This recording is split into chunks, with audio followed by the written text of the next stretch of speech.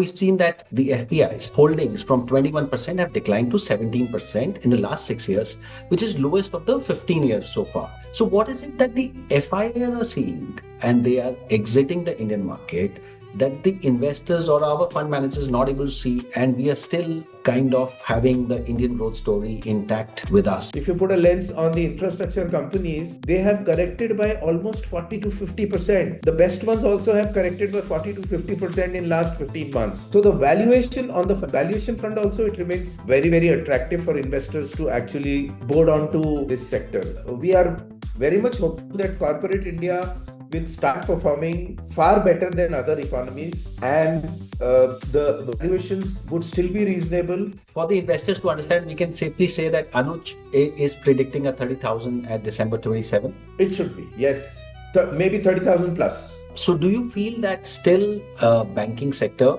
is going to have that steam as a sector for you to be invested in the PMS?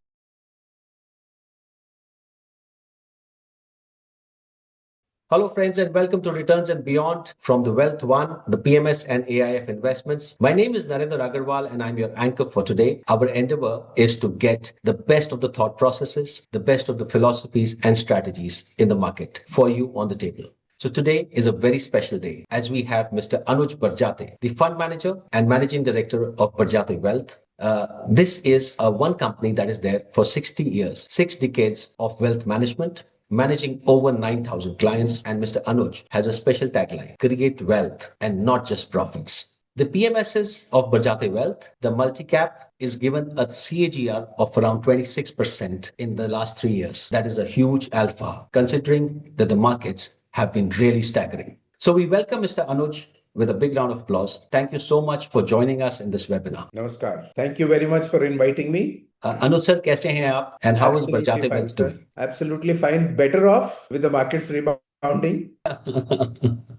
Okay, so can we get onto the webinar straight off? Yeah, sure, please. Okay, that's brilliant. And we wish you all the best also with the Badjate Wealth and also for all your investors coming in. And we hope that the markets keep giving us the better returns like it has been doing the last few days now. Thank you very much. Okay, so Anuj sir, coming on to our first question, you believe in the India growth story, and you've also mentioned many times in your interviews that India is going to touch the $5 trillion mark as the GDP. Okay, we see that today we're standing at approximately 3.96%, $3.96 trillion of GDP. We've overtaken Japan. We're the 4th largest economy.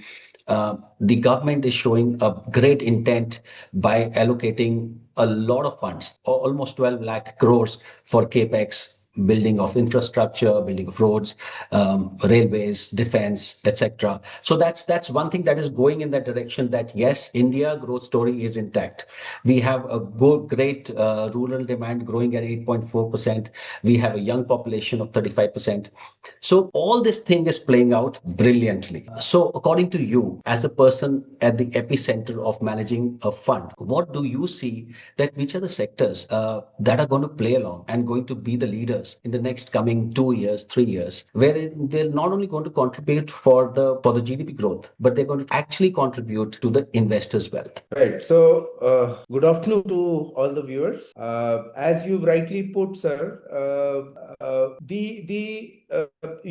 all of us are aware that there has been a lot of geopolitical disturbance recently in the Persian Gulf, and all the hindrances that have happened in last 1 year, including the tariff application from the US side and the distrust that has grown within the global economy on each other, and most of the big players trying to be independent within their country for a lot of products, or shifting on partnership from one country to the other, just to ensure that in case of any disruption of the kind that we've seen in the recent past, does not really affect their supplies and changes the inflation within the economy or the availability of the products. So this has actually opened a whole lot of opportunities for countries like India, and that may be sectors which were not doing so well, which can start doing well. I hope you've been able to understand what I'm talking about is like a a new partnership agreement with UK that is going to happen, or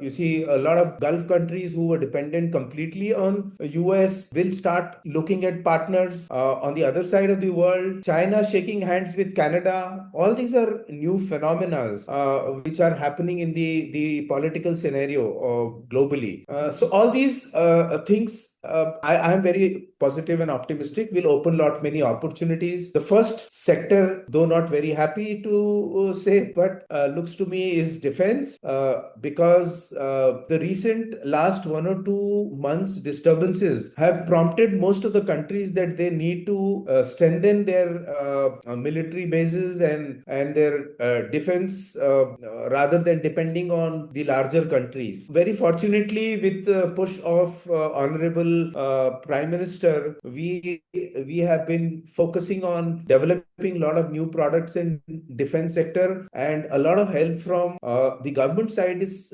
coming, and a lot of push is also coming to actually expand, which is also visible in the numbers that India is exporting.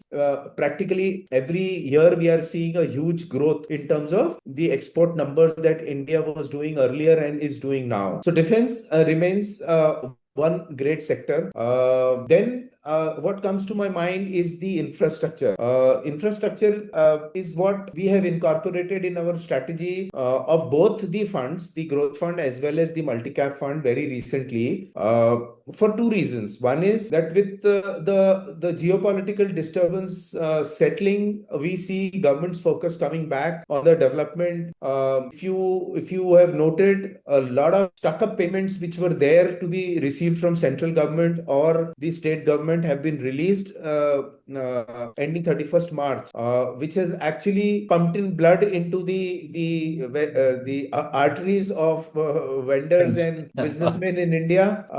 So there was a plateau or a kind of decline in last 12 to 15 months in the public government spending for infrastructure. That is coming back. Also, the destruction in Persian Gulf opens a huge opportunity for companies, more specifically, who have an exposure to Middle East. So, not that we have too many companies, but I think the requirement over there is going to be so huge for rebuilding that a lot of companies who've not had global exposure will also be participating in getting business in that region of the world.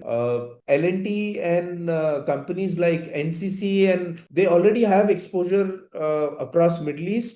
It will give a lot of fillip to these companies, and it can be a theme for next maybe 24 months, which can build slowly and give our investors great return. And the beautiful part is, barring L&T, if you put a lens on the infrastructure companies, they have corrected by almost 40 to 50%. The best ones also have corrected by 40 to 50% in last 15 months. So the valuation on the valuation front also, it remains very attractive for investors to actually board onto this sector. The next sector which is at the top of the mind is the data centers and the digital companies. Data center, though since last 6 months has been talked about a little less, it remains to be a focused and a very big theme, we think, for India. Not maybe primarily for the core AI, but actually housing the AI, for which huge infrastructure will be required. Not only building the data centers, but the cable companies which are going to actually equip these data centers, the energy companies from where these data centers will suck a lot of electricity and energy, plus wherever big data centers will come in, they will also attract a lot of population. So housing and other FMCG companies will also do well in those regions. Having said that, I also feel that the consolidation in the health and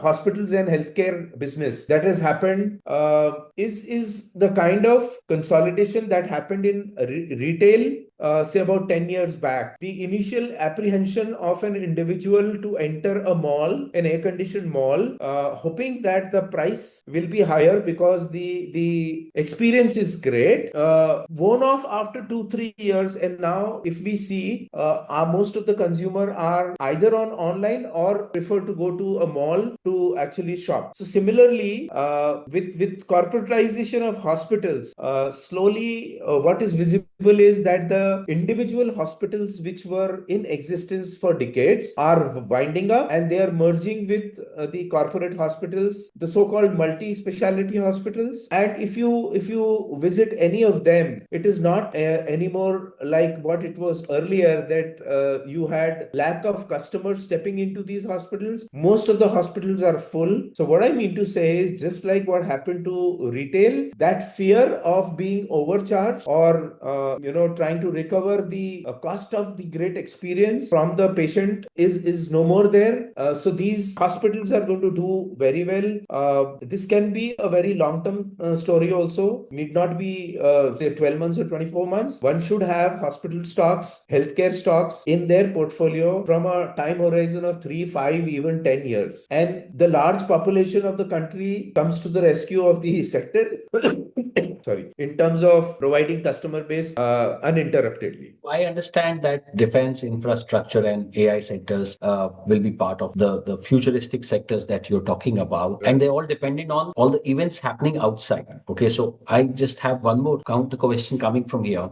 As we talk about the Indian growth story and how the markets are going to rule in the next coming years, we also see at the same time that the foreign institutional investors have been net sellers for the last 5 6 years. Okay, year 21 they were net sellers for 10,000 crores. Year 22 they were net sellers for 1.2 lakh crores. Year 24, in October itself, they were net sellers for 1.4 lakh crores. March 26, another 1.2 lakh crore goes out. Yeah, so we've seen that the FPI's holdings from 21% have declined to 17% in the last 6 years, which is lowest of the 15 years so far. So what is it that the FIIs are seeing and they are exiting the Indian market that the investors or our fund managers not able to see, and we are still kind of having the Indian growth story intact with us? So there's something which is, there's a missing piece to the puzzle. So we want to understand this from your perspective. So there are 2 3 contributors mainly. FIIs do not have an emotional attachment to India. They are opportunists, and all of us know,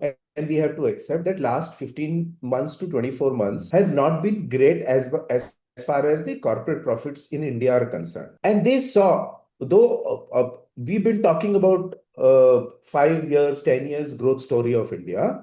What I believe is the size of exit of FIIs or FPIs only indicates that the long-term money is still there, sir. It is not disturbed. Even all those foreigners who hold the trust and believe in the India growth story are not exiting. But that is not the entire pie of the foreign money that comes into a country. So there is hot money, there is opportunist short-term money also. So what I foresee is that the signals that started coming off about 24 months back on 2 fronts. One is the overvaluation, the froth that was created because of the steep rally from 2021 to 2024.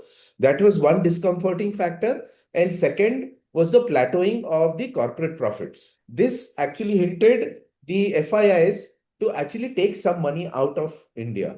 That does not mean I don't believe that they are heading for a quit India movement. It's the opportunist, and the results are in front of us. So if you see the other South Asian countries or their exchanges, how they have delivered far better than what Indian exchanges or Indian equities have delivered in last 24 months. So it is validated that whatever decision or whatever they foresee about the returns per se has stood out to be true. So they've made their money in China or say Taiwan or any other country. Temporarily, they put a pause to India. And now the moment, the underlying reason for putting in money, which is corporate profits ultimately, once they start ticking up, I have no reason to believe that these people will continue to stay out. They will come in, lock, stock, barrel, and then that will fuel the Indian stock prices to a level that you might see a the same froth that we saw in 2024 again in Indian market. An angle that we see that the FIIs are really taking a brunt is the rupee depreciation against dollar. Okay, so in the last 6 years, rupee has depreciated from 73 rupees to 95 now. Okay, Right. while we talk, it's hovering at 93, 92 somewhere. Yeah. Uh, so any kind of alpha that they're generating is quietly being eroded because the rupee is just not supporting. At the same time, so that kind of has a counter argument as to why should FI come in. They're having a better market in Nasdaq or in Taiwan or Kospi or elsewhere, for that matter, Pakistan. Okay. B, they're not having that rupee brunt. Okay, because dollar index is falling against all the other currencies, but rupee is falling against dollar even faster. Yeah. So why should FII bother itself, or do you think that this is the best time because now the rupee cannot fall further, or do we have we hit the bottom? So what is it that is actually going on in their mind? Right. So you put it right. The trend of falling rupee cannot continue forever. That is very true that in last 12 months, the average rupee depreciation that was discounted by the foreign investor was about 4 to 5%, which has been the trend for last very long years, a number of years. But in last 12 months to 18 months, the rupee has depreciated even more, eroding the returns and actually demotivating movement of capital back to India. But as you rightly said, that this trend cannot continue for long. And what I see, whatever I understand and my team members understand of the rupee depreciation, for now, 95 has become the ceiling. And we will not see rupee dollar price breaching 95 very soon. On the contrary, we hope that if in case whatever little green shoots or indications are coming about the near future of America, we feel that rupee might strengthen and you might see rupee around 87, $88 in next maybe 12 to 18 months. So that So makes that the that gates becomes the even more, wider for FIs to come in. sorry, yeah, certainly, Kind of another incentive for, according to you, that they certainly, should come in. certainly. So, okay, now just shifting gears and taking the discussion to the hottest topic of the world, and that is the Iran-US-Israel war. Okay, we've seen that the markets are always, it's a discounting machine. They're always forward-looking, and they're whatever event that is happening geopolitically, market takes it. Okay, discounts it, what's going to happen in future, and brings out the result immediately. Okay, so Right. Russia-Ukraine war happened in the June of 22. Okay, we saw the markets falling by around 15%. Iran-US war happened, and we saw the March correction was 11% in Nifty. Okay, but now we are hardly seeing any kind of a blinking from the market that is happening for any news that is coming in, whether you open the Strait of Hormuz or not, whether you put a blockade after a blockade or not, whether China defies US blockades or not. Markets are really not blinking. So, do you think that the worst is over, worst is behind us, uh, or is there still more to come where the markets will have the shocks to kind of absorb from this whole episode that's going on in the Gulf? Right. So you mentioned one instance of Russia and Ukraine war.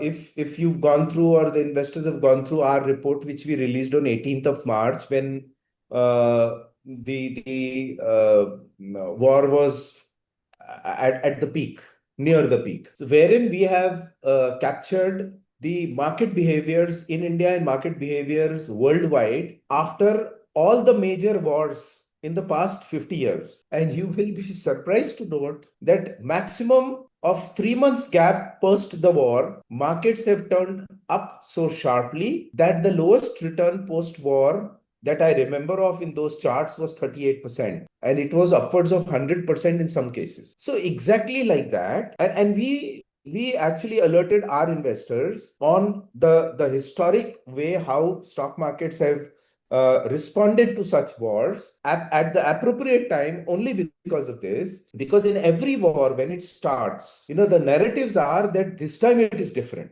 And that is what builds the fear. So It is the exactly same same was all the happening time. during this time also. Yeah. And people were talking about all sorts of things like going nuclear and this and that and everything. But this is the kind of distortion that happens in every war. And this was no different. Even Russia, Ukraine, Indian markets reacted instantly for 10, 15 days. And then it became a history, though the war is still on. So Yeah. what Indian markets are going to be, or world markets are going to be concerned about, that no long-term distortion in supply chain should happen. You see, even if the crude supply temporarily stops, the world will evolve and find alternate routes and mechanism to ensure that the prices do not shoot up beyond a certain limit, which will actually dent the global economies in such a way that we will not be able to stand again. So this is how things evolve. The same thing has happened in this war also. It's been about 40-45 days because of advent of a lot of information being passed through digital media. The shocks have been very wild. A tweet from Mr. Trump either takes the market positive or negative next morning. Earlier, the communication speed was not so high, so probably the volatility shocks were a little subdued. This time they were wild. So Now do you coming think that the to worst is over from the war news? Sorry, I'm interrupting you. I just need to know, is the worst over or is the worst yet to come? no, most of it, I think most of worst is over, barring only one eventuality which comes in the narratives that might be this may become a nuclear war, which personally, if you ask me, not possible because everybody understands the repercussions of a nuclear war. Post the war, it can be a very large population which will be suffering out of those things. So personally, I feel the war is not going that way. Otherwise, most of the pain, as far as Indian equities very specifically are concerned, is over. We have first report on 18. We released first report on 18th March that you can start topping up in your PMS gradually. We even gave them 10% in each slot to be added to. Then we released another report on 4th of April that we think worst is over. If you look at our PMSs, exactly on 31st March, we were 100% deployed. The 21%, more or less 21% cash that we were carrying in both the funds were 100% deployed by 31st March. On 4th of April, we released another report which said that you have last 15 days to actually enjoy this discount sale which is happening. The journey is not going to be one way up. You will have to face one or two more jolts, but it never happens that you end up buying completely on that particular day where there is a disturbance in the market or the markets are down. So it has to be a gradual process. You see, markets have turned, and the way the screen is looking, it seems that nothing has happened, Okay. especially mid So, cap and small caps are showing so much strength. seeing this trend that you have with the Indian markets, Yeah. Mr. Anuj, we want to understand what do you see in December 26 and what do you see in December 27 if we take Nifty 50 as a benchmark? So we've loudly, vocally said that we are breaching 26,500 in this calendar year. And the next calendar year, 26,500. 27? 27, you see, if the commodity cycle is reinstated and does not show very inflationary style of moving, then we are very much hopeful that corporate India will start performing far better than other economies, and the valuations would still be reasonable. So 27, 28, 27 and 28, we see a very decent 15, 18% kind of a return on a growth, I mean, a large cap or a mid and large cap fund and a For, micro for, and for the investors to understand, we can safely say that Anuj is predicting a 30,000 at December 27. it should be, yes, maybe 30,000 plus. Wow, that's going to be great, and this unfolding of the market is going to be something spectacular. Okay, so let's go into something more glittery and more spectacular that has happened in the last 1 year because all the things have happened in the last 1 year. So talking about gold and silver, okay, something that is the darling of masses, and how India loves, and how the retail of India loves to kind of own the gold and this glittery product. We as Indians, we own around 25,000 tons of gold. Okay, and that's enough to put a lot of reserve banks of many countries to shame. You know, the kind of holdings that we have as a household. Yeah. Uh, Last year there were geopolitical tensions going all over, and we saw that there was a brilliant rally between gold and silver from April 25 to January 26, where we saw some 60%, 70%, 80% up to returns coming in, and the gold and silver making their all-time highs. The reason was geopolitical uncertainty. And it was all the more logical that the money from the equity markets moves to the gold markets till the time the geopolitical uncertainty is addressed. And complete textbook rules apply here. But the same thing when February 28th, the Iran war broke out. Every investor had predicted that gold is going to rally from here and silver is going to rally from here. We saw some 10% drawdowns in the gold rates in this month of Iran war. Yeah. So where was this textbook rule, and why did gold and silver play out differently as compared to a geopolitical uncertainty, which is the darling for the gold? Yeah, so I would say that precious metals fooled the investors and traders this time, defying the decade-long logic that whenever there is geopolitical uncertainty, precious metal goes up. Primarily, to be very honest, I'm not a great fan of precious metal, but as a part of some allocation in the funds, as well as my personal portfolio, we've always had gold and silver exposure, barring from August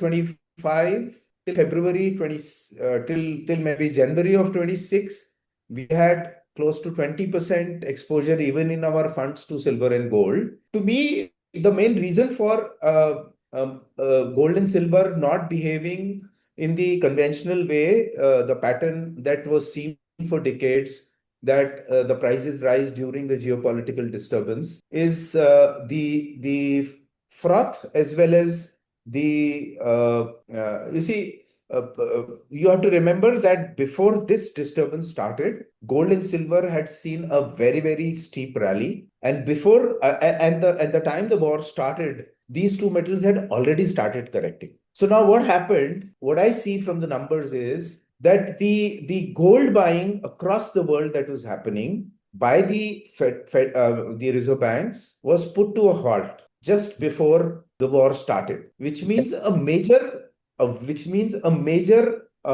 demand was out of the market. Now the investors and the traders who were stuck at high prices, fearful of the war starting, some encashment getting back into currency has happened during this period. And that has brought in further correction in these two precious metals. So typically the bull markets have narratives which may at times may not be actually true on the ground, which when you check the numbers. For gold, I found that the narratives were in sync with the numbers that the global reserve banks were buying, but that stopped end of December. For silver, I found that the narrative that the industrial consumption of silver is going high got worn off when the bull market was over. So now nobody is talking about half kg of silver being used in a lithium-ion battery or a new battery which is going to support the e-vehicles. Where is all that demand gone? So this is the kind of narratives which flow into the markets when those markets are in bull phase. I see that though I'm not bearish yet on precious metals, but I see that in coming years, gold and silver will be not outperformers. A 10% kind of a 15% kind of a not even 15, 10 to 12% kind of a CAGR for next 3 years, 5 years is optimally that you should expect from these two precious metals. So you're recommending that I should withdraw my money from gold and silver now? If not yet, yes, you should. Okay, all right. So coming to this exact timing the market. So you have been in that philosophy that let's price the market. Let's not time the market. Okay. And we see, we're not talking about gold and silver now because you've already asked me to pull out my money from there. Okay.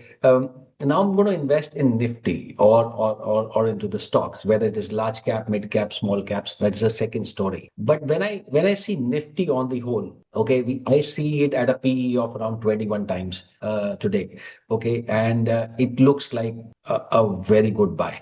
Okay. The price is, to me as an investor, looks good. Okay.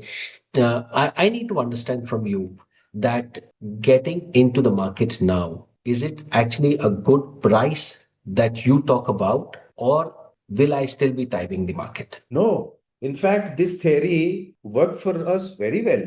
If you look at the time period from starting from 15th of March till 15th of April, that was the time when somebody who's trying to actually time the market would stay away from the market. So I saw the valuation really, really very attractive. And that is what told me that this is the time when you should start building up, pouring money in equities. As the fear of the war started receding or getting confused in terms of, being escalated further, I accelerated my buying because this is how the wars die on their own. As far as their sensitivity to the equity market is concerned, the war may continue for 4 years, but markets will be least bothered about it over a period of time. So again, the valuations that were available 10 days back were mouth watering. And if somebody has taken advantage of that, they're already sitting on 10-15% on the green side. Having said that,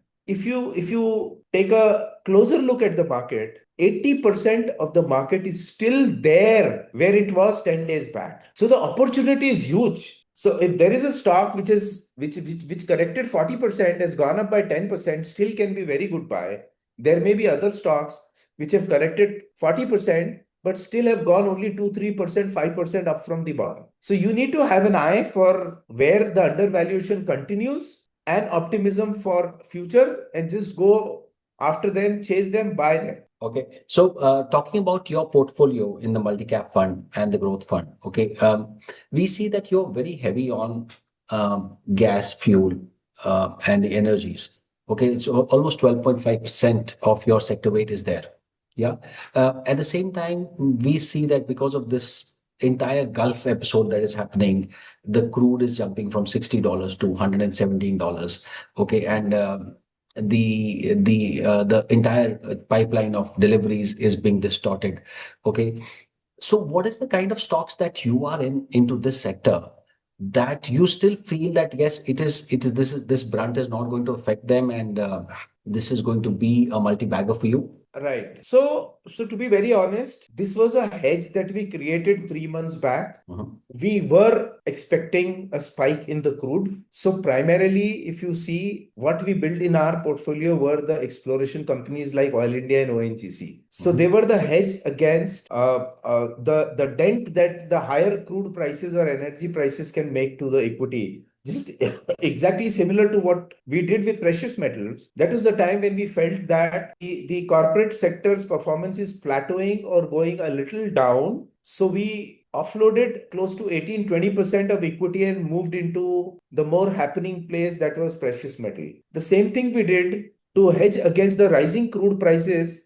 And you see, in that scenario, Reliance and ONGC are beneficiaries. So Yes, higher exactly. crude prices means more profits for them. So So if which are you the names you said? ONGC and Reliance, and which are the Reliance, other Oil names? India, they are exploring companies, oil exploration companies, not like BPCL or HPCL. So if you see BPCL, HPCL from what they were in January, they are at 20-25% below those prices. Whereas Because they are taking ONGC, the Oil entire, India are 10-15% higher than the prices that were existing in January. because the companies like BPCL are taking the brunt of the higher crude prices. Okay, talking about your other sector weight, that is the banks and financial services. Okay, you are around 18% on both these sectors combined together. Okay, we have seen that the public sector banks performing better than the private sector banks the last 3 years. We have seen the NPAs going down to 2% now, with the government coming in RBI tightening the news around the non-performers and stuff. Okay, we also see that there is an increase in the deposits coming for these banks. Yeah, but with this kind of uncertain scenario, okay, RBI is also warning a stagflation. Okay, and there is going to be a kind of a inflation that be there just around the corner for us. Okay, which will lead to NPAs going up. So, do you feel that still banking sector is going to have that steam as a sector for you to be invested in the PMS? Absolutely. So I forgot, I think in terms of when I mentioned my top sectors, banking and financial services is also one of them, which I think I missed out on mentioning. So primarily, and our focus remains on the public sector banks. That is primarily because a lot of catching up has to be done by those banks in terms of valuation. You see, over a period of 10, 15 years, the cleaning of balance sheet has happened completely.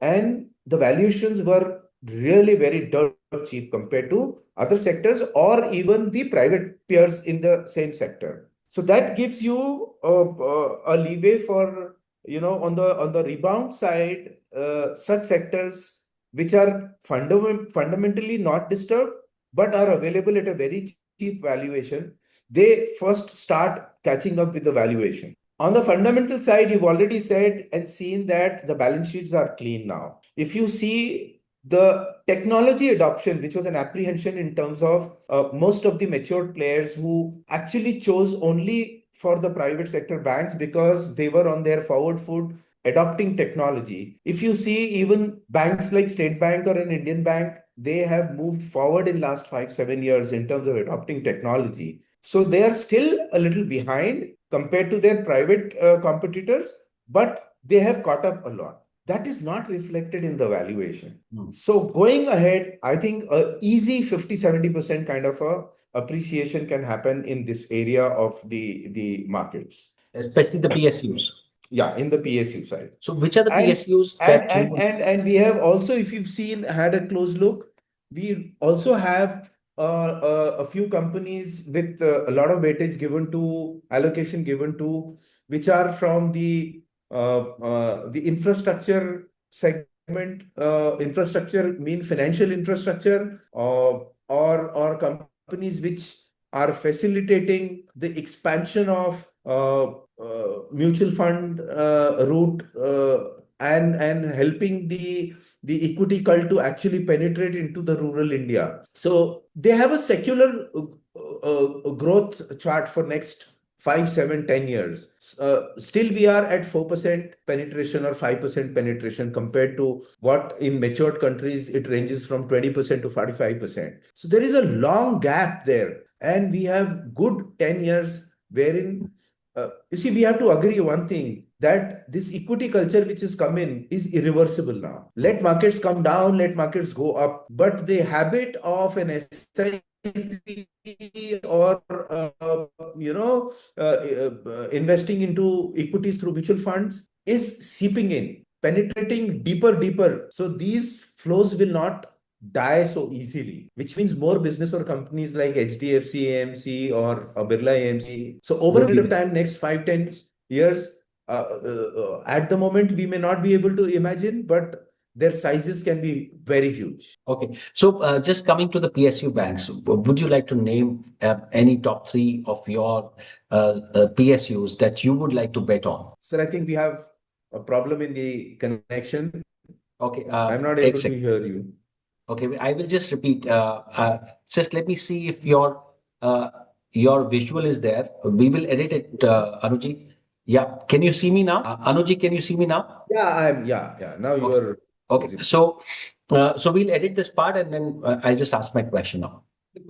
So when we talk about PSUs, okay, which are the top three of your PSUs that you would like to name as the top contenders for the next coming year or so? In the banking sector, Yes, sir. so undoubtedly you cannot ignore SBI. That remains number one choice. Number two is Indian Bank. And the third is a comparatively smaller company, Jammu and Kashmir Bank. If you see, we have 5% allocation to Jammu and Kashmir Bank also in our portfolio across. even in multi-cap and growth. All right, that's brilliant. And we wish you all the best with the PSU banking sector. And let's move on to another sector that is very interesting, and uh, it's kind of shown fireworks in the last couple of months, and that is IT.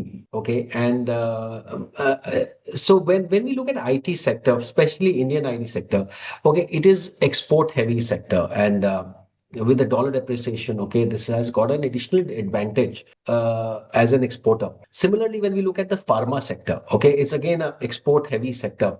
And we have seen a lot of advantage coming to pharma sector because of the rupee depreciation. Yeah. But when we compare them, Indian IT sector, IT index is down by 31%. Okay. Pharma sector for the last 1 year has been down by 3%. Okay.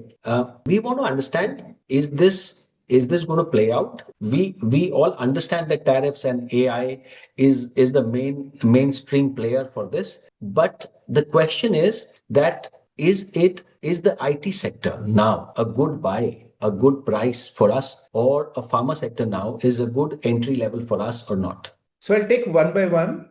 In terms of IT sector, our view is that the current prices are an opportunity for a bounce back trade, which means at best you should see a 15 to 20% kind of a return in next 12 months from here. The long term curve is still not clear for these companies, but with due respect and my belief in Indian software sector, I've seen these companies for last 3 decades, whether it be TCS or Infosys. You see, they are mature, competent companies, and whatever may be the change in the scenario in terms of requirement of their services, they have an ability to evolve themselves to maintain their profit or grow from there.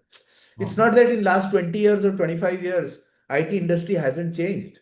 It has changed.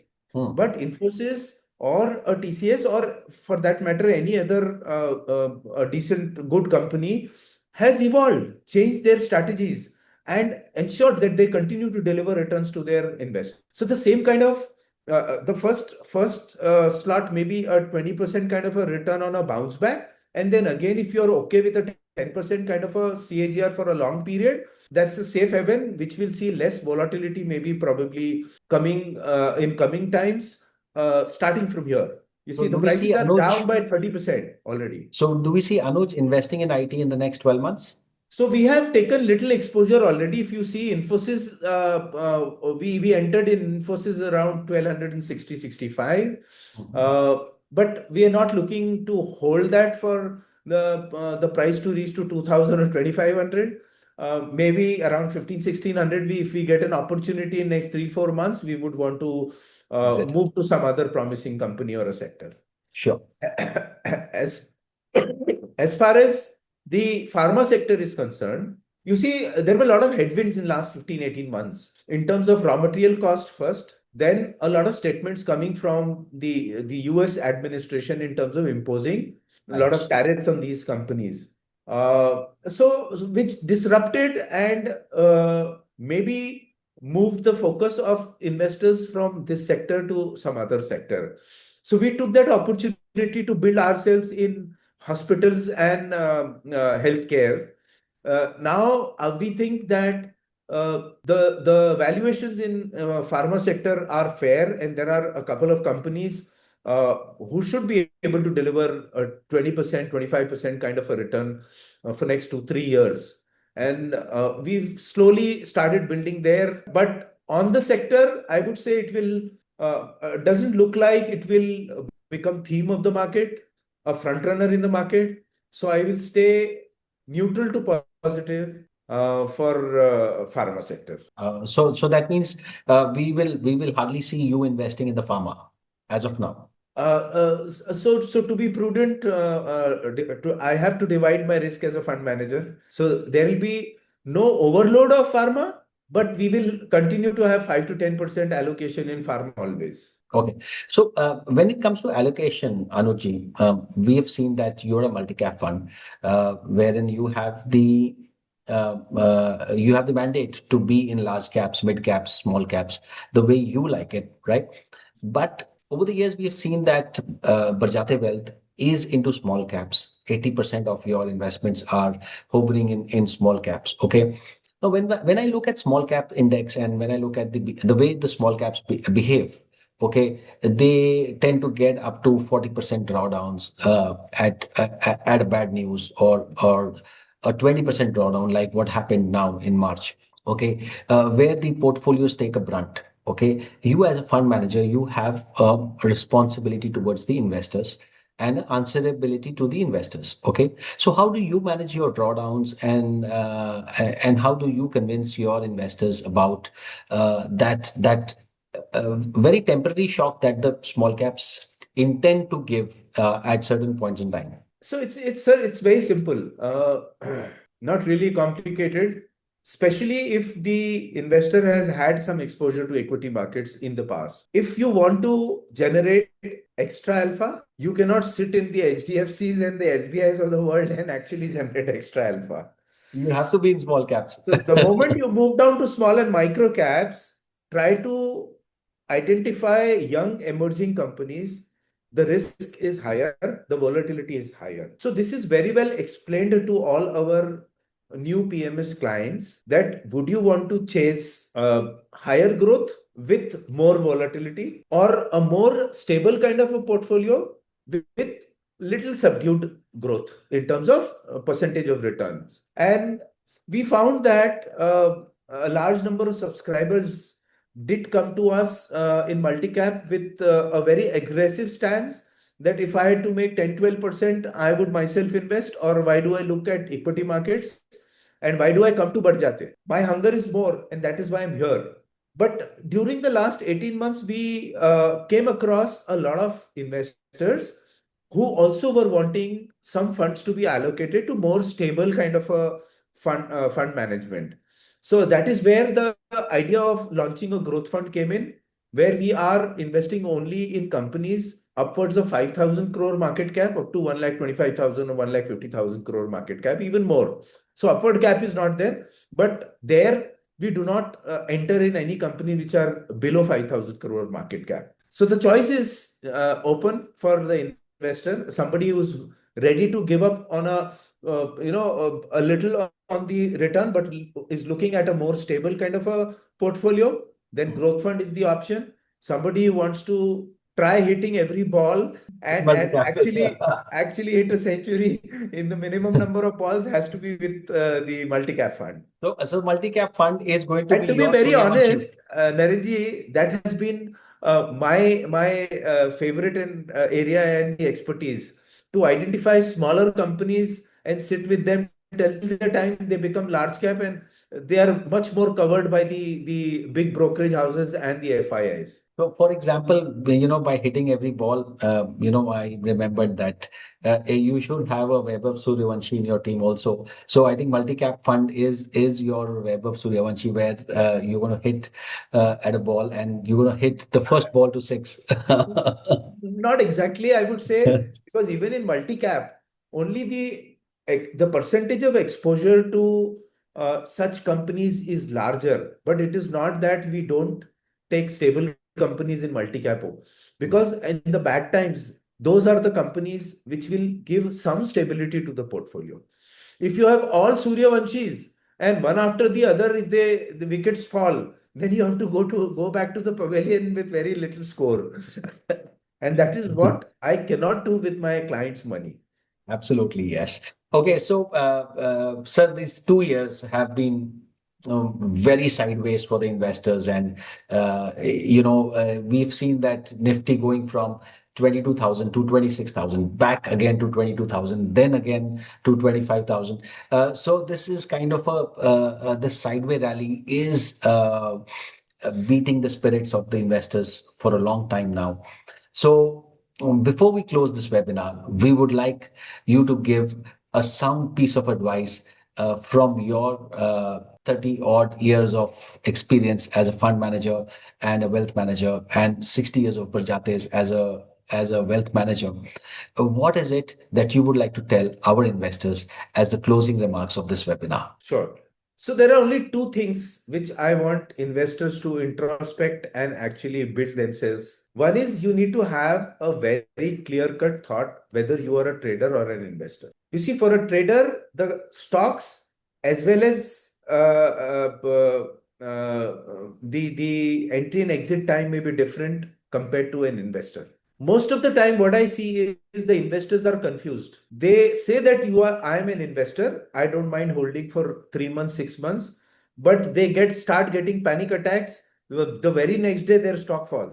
So you need to bifurcate. It is not that an investor cannot be a trader. You have to learn to bifurcate your portfolio or fund size and have different strategies for both the fund. So whatever percentage of your fund you allocate to the trading portfolio, that has to be timed well. The stocks have to be good, and you have to exit also there. Because if you start getting panic attacks when the stocks have fallen 30% and 40%, and unfortunately you exit at a 40% loss, you have incurred that loss which you will not be able to recover again, because you lose trust on the market. Whereas an investor sails through those 30% dents and again is able to see complete recovery plus 30% growth also, maybe. So when you are an investor, absolutely be calm and keep on looking at opportunities. Do not take decisions based on the price movement. Take decisions on the basis of the fundamental changes that are happening in the industry or the individual company.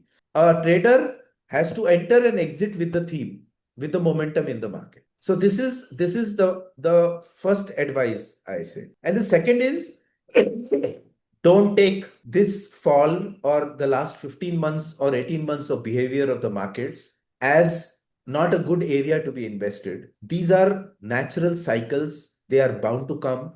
They should come.